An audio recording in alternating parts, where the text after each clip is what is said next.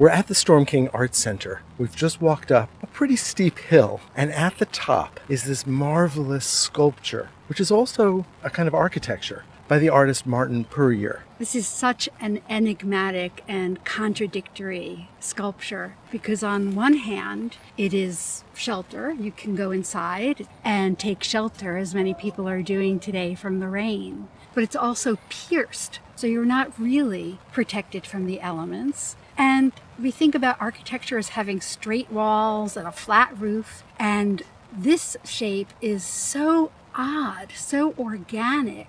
It has a sense of leaning, of defying gravity. The artist pointed out that architecture, at least in the Western tradition, is almost always composed of right angles. And there isn't really a straight line in this entire structure.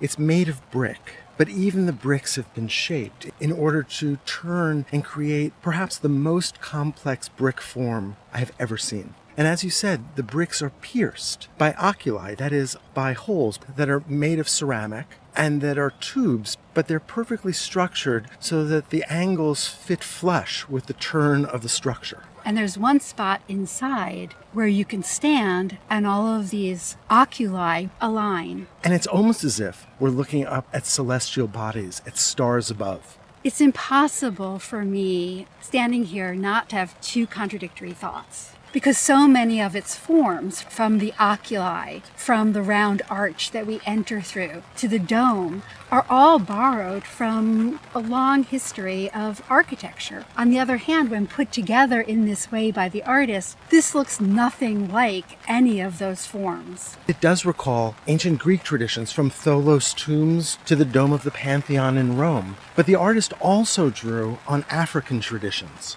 Nubian vaulting not only uses natural materials and is extremely well suited to the hot, arid environment of the Sahel across North Africa, but it's also remarkable in that it does not require an internal structure to be built. Usually when we build an arch, we have a wood frame that we rest against until we can put the keystone in place. But Nubian vaulting uses the light and adhesive nature of wet mud brick to be able to quickly construct quite stable open spaces. But in this case, 𝗏𝗏𝗄𝗏 was concerned about permanence. And so not only is he using bricks that have been fired, but he's also created a concrete and steel structure that is sandwiched between two layers of bricks in order to make sure that this structure lasts for a very long time. When we think about the history of architecture and round arches and domes, we think about an attempt to represent the idea of the heavens. There's always the connotation of the divine, of the heavenly, and it often also expresses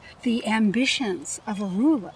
And with those historic domes, there's a sense of great stability. But here there's a sense of instability, of movement, of something that I could almost tip and push over. It feels almost organic to me. It feels almost as if it might move and change and shift. And yet, when you stand in the center, aligned with all of the oculi, and you turn around and you look out at this beautiful valley that's laid out below, and of course the title of this work is Lookout, you do feel sheltered. You do feel embraced. But the curvature of the walls are also unsettling and disturbing and make one feel uncertain on one's feet. So that play between stability and instability.